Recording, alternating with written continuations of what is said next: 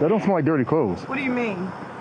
I'm about to show you. They've been sitting there for months and months and months and months and months. You got to open that up all the way. What is that? Huh? What is that? Dirty things? No. Pull it out. What the f***?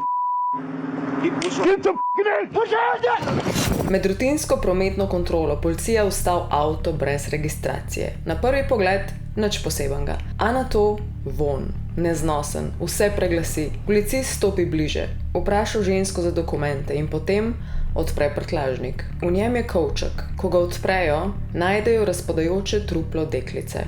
V vrečki poleg truplo njenega mlajšega bratca. Stara sta bila samo 7 in 5 let. Ta primer je zdaj začel krožiti po TikToku, ker mi ga je vrgel na feed 5000krat in sem bilo, ok, meni je to čist bizarna zgodba, tako psihično bizarna zgodba. Te dveh trupelc otrok v avtu, ki sta bila noter mesece in mesece in mesece. In do kakšnih situacij pride meni noro, tako da danes govorimo o tem, še prej pa. Tole, veggie chips, je nekaj najboljšega na svetu. Vsak dan bi jedla, pa se probam še malo zadrževati. V bistvu skoraj vsak večer pojem približno polovičko vrečke, tako da se mečken kontroliram. To iz Jim Beama in pa tale liofilizifiliran vango, pač kakorkoli se že to reče, ki je dehidriran čisto, ampak ohranja vse druge elemente. Moje dve najljubše stvari, hodila sem jih pokazati sem toliko, da vas mečken napalim, da greste mogoče pogledati, kaj se še imajo na Jim Beamu, ker me ful lepo podprete, če karkoli vzamete s kodo Alenka 5.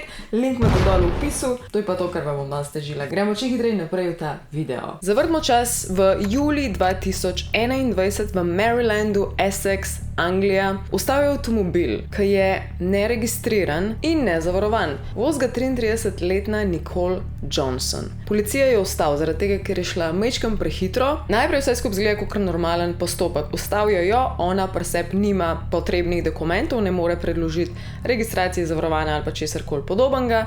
Zato gre en policist nazaj v avtomobil, začne popisovati to situacijo in tudi pregleda njeno preteklost, ker pač še vedno ima oseben dokument in vidi, da so pri njej te težave se že dogajale. Istočasno je ona zelo taka razburjena, zmedena in se čudno obnaša. Hodi okrog avta, ves čas govori, da nima nobene sreče v življenju in da je itak vse en, ker živi v avtu, z avtom se premika gor in dol in je itak jutri ne bojo več videli, ker bo že v drugi državi in bo tudi pristala v medijih. Ko je to rekla, je ona na nek način mislila s tem, da bo imela svoj velik breakthrough, ne vem kaj točno je mislila s tem, nisi pa verjetno predstavljala, da bo pristala v medijih zaradi tega grozljivega zločina, ki ga je storila v preteklosti in ga dobesedno vozila s sabo. Na teh posnetkih iz bodycamov boste videli tudi še eno žensko, eno močnejšo črnko. Ta ženska, ona jo imenuje, Nicole jo imenuje Bibi, ime je spet nekako drugače, ampak ona je kot njena kolegica in za ta primer ne bo toliko pomembna, da vas pa ne bo zbegala, vam pa samo omenam, da je bila pač samo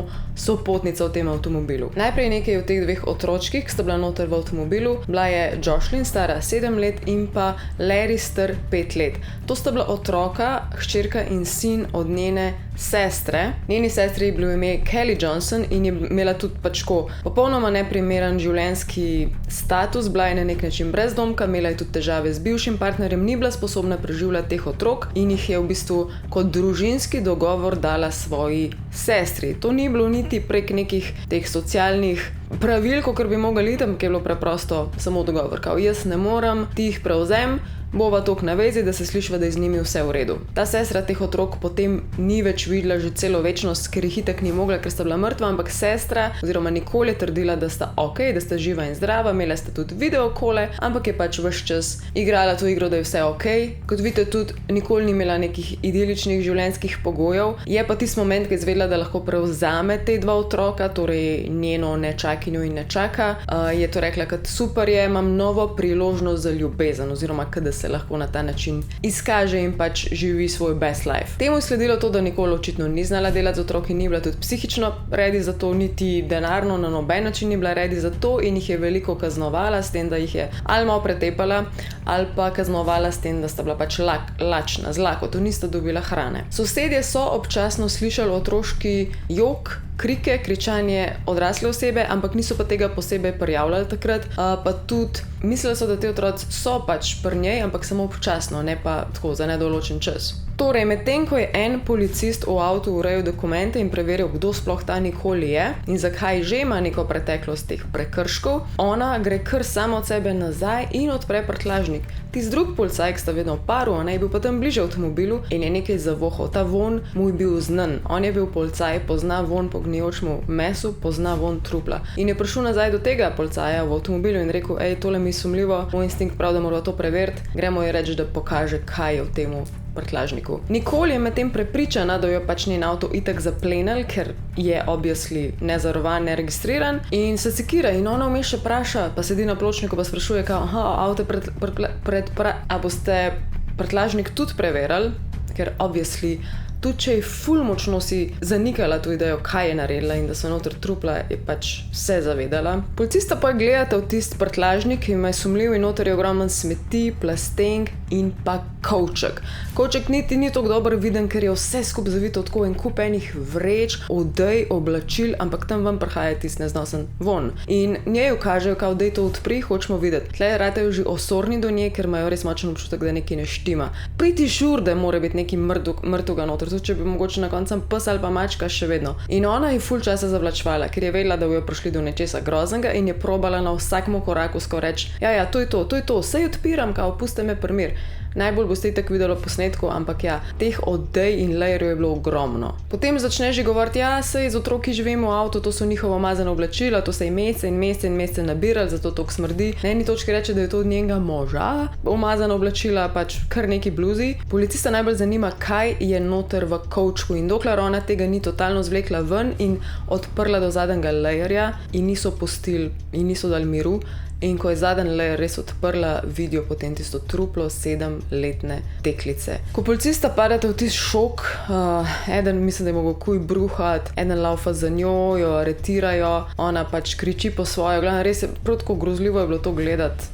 Živun, ko si predstavljaš, kaj ste doživljali tega policista zraven, ful sta bila v šoku. Niso pa vedeli, da je tukaj ob strani še v ne vem koliko lajerjev in v vrečke zavito še eno truplo 5-letnega fantka Larryja. Tega še nekaj časa niso vedeli, ker na tej točki njo odpeljajo na policijsko postajo na zasliševanje. Njo in to drugo žensko Bibi, čeprav Bibi so pa kar kmalu spustili naprej, ker pač tukaj ni imela toliko veze. Na začetku tega zaslišanja še vedno verjamejo, da je otrok samo eden. Tisto punčko so najdeli in potem so pač šli preč, vsi zgroženi in niso naprej odpirali še nekaj časa teh vreč in lajerjev.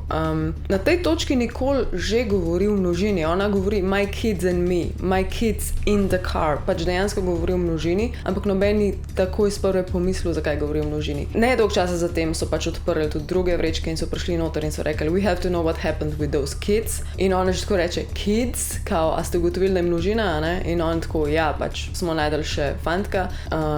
In potem ona začne počas razlagati, kaj se je zgodil. V bistvu za punčko, long story short, prizna, da jo je fizično zelo rabila oziroma kaznovala za nekaj, kar je naredila in trdi, da je bila nesreča, da ni hotla, da jo je samo malo porinila in da je punčka padla in da se je udarila v glavo in da se je onesvestila in da nikoli več ni vstala. Za fantka je zgodba potem drugačna in sicer, da je samo zaspal, v bistvu, da je sedel na stolu in potem jo je prosil kot teta, a me lahko samo poležeš in je rekla, ja, baby, ja, in ga je polegla na, ne vem, kavč ali poslo, šla skadičik in ko je prišla nazaj, je bil mrtev. Zdaj, ena možnost, da sta tako hitro in z manj poškodbami te dva otroka umrla, je to, da sta bila res tako zelo podhranjena. Namreč, Jocelyn, stara 7 let, je tehtala 8 kilogramov, pa Larry, star 5 let, je tehtal 9,5 kilogramov. Tako da res ekstremno podhranjena, dehidrirana, nista pač dobila za jesti. Še ena stvar, ki je bila pri tem primeru nora, ki je imela ona zaslišanje, je sabo prinesla toliko tega smradu iz avtomobila, so mogli 2-krat priti not, prešpricati sobo z ne vem katero snovjo proti smradu, da so drugi policisti to sploh zdržali. Predstavljaj si, da tam poslušaš nekoga, ki razlaga, kako je ubil ali pa z malomarnostjo ubil te otroke in istočasno oddaja ta von, da že tako ti gre na bruhanje od informacij, kaj še lepo je od dejanskega vonja. Insane. Kar se tiče obdukcije, zvemo, ja, koliko sta imela malo kilogramov za časa življenja, torej koliko sta bila podhranjena, zvemo pa tudi, da res ni bilo veliko teh črnic, nekih je imela deklica, tako da možno je, da je bila ta smrt večinoma res od dejanske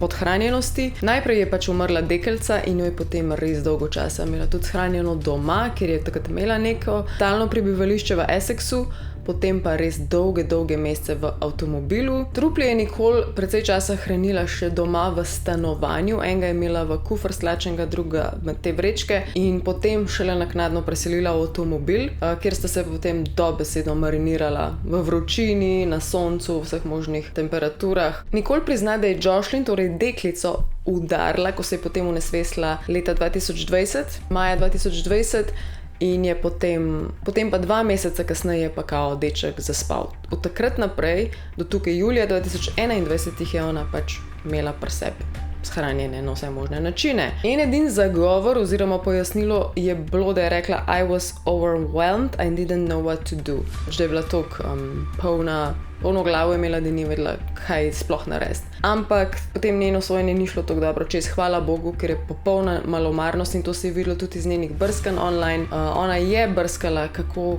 razgraditi trupla, kakšna je kazen za nekoga, ki je iz malomarnosti dopustil pač smrt človeka, ker v bistvu je bil njen primer, tako da na koncu je dobila 50 let ječe brezpogojnega izpusta, ker pomeni, da bo verjetno doživela v zaporu tudi smrt, se pravi, tudi če bi po 50 letih lahko sploh zaprosila za pogojen izpust, bi bila ona takrat že blizu 90, ker zdaj, ko izsodijo, to je bil februar 2024, je bila ona že kaj 36, tako da njena obramba na sodišču je probala iti v to smer, da je ona imela pač psihične težave in da je bilo res pretežko in da ni imela pomoči, ampak je potem je drug odvetnik dokazal, da je imela dosti priložnosti za pomoč, da bi lahko zaprosila kogarkoli, da bi lahko vsaj probala pokopati otroka, da bi se lahko predala, bilo kaj, pač naredila ni nič od tega. Tudi če pogledamo ta zadnji dan, ko so njo ujeli v avtomobilu, se je ona peljala v drugo državo, je šla do enega gospoda kot prostitutka, pač kot plačana prostitutka, se pravi, se je tudi s tem ukvarjala,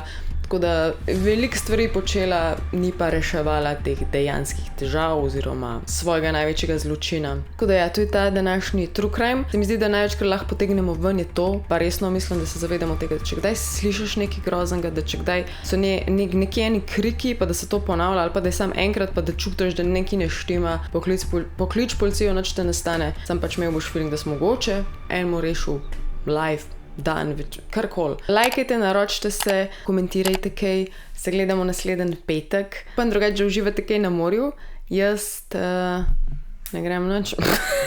Lepo se imejte, Alien Mama out. I love you, bye bye.